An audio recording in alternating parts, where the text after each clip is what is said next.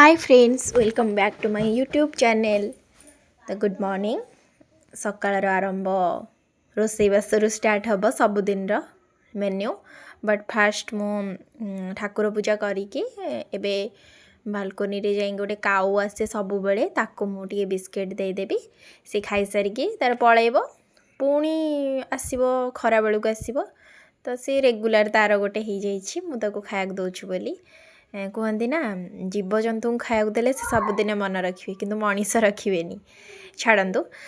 ଏବେ ଯିବା କିଚେନ୍କୁ ତ ମୁଁ କାଲି ରାତିରେ ସବୁ ପୋଛାପୋଛି କରିଦେଇଥିଲି କିଚେନ୍ ଯେହେତୁ ଆଇଁଷ ହେଇଥିଲା କାଲି ସେଥିପାଇଁ ମୋର ଆଜି ରବିବାର ସେଥିପାଇଁ ମୁଁ ତାକୁ ପୋଛାପୋଛି କରିଦେଇଛି ରବିବାର ହେଲେ ବି ଆମର ଆଇଁଷ ହେବ ବଟ୍ ଫାଷ୍ଟ ମୁଁ କରିଦେବି ଦେନ୍ ତାଙ୍କର ଆଇଁଷ କରିକି ସେମାନେ ଖାଇବେ ମୁଁ ଏବେ ରେଡ଼ି ହେଇକି ଆସିଲି ଚା ବନେଇବି ମୋର ଫାଷ୍ଟ ଦିନ ଚାରୁ ହିଁ ଷ୍ଟାର୍ଟ ହୁଏ ଦେନ୍ ଯାହା ତାପରେ ଖାଇବି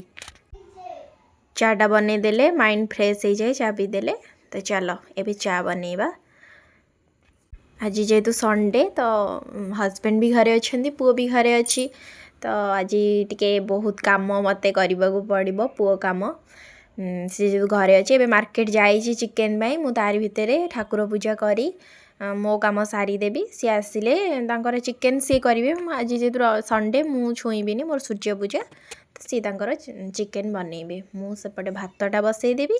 ଆଉ ମୋର ଯାହା ମୁଁ ଇଣ୍ଡକ୍ସନ୍ରେ କରିଦେବି ଖାଲି ଚା'ଟା ଗ୍ୟାସ୍ରେ ବନେଇଦେଲି ଚା କରିବା ଭିତରେ ଭାବୁଛି ଯେ ମୋ ପାଇଁ କ'ଣ ବନେଇବି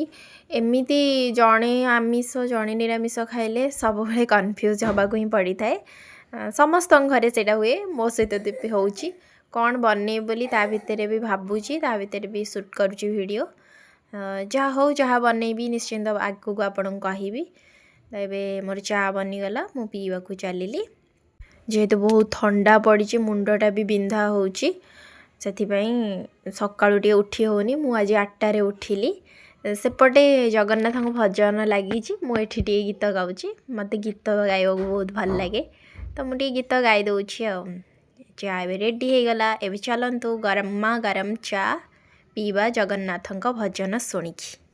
ଏବେ ଚିକେନ୍ ଆସିଗଲା ତ ଚିକେନ୍ ସିଏ କରିବେ ମୁଁ ଖାଲି ତା କଷାଟା ଦେଖେଇ ଦେଉଛି ମୁଁ ତ ବନଉନି ବୋଲି ମୁଁ ଭିଡ଼ିଓ ବି ଏପଟକୁ ଆସୁନି ଭିଡ଼ିଓ ବନେଇବାକୁ ମୋର ତ ନାହିଁ କିଛି ରୋଷେଇ କରିବା ସେ କରୁଛନ୍ତି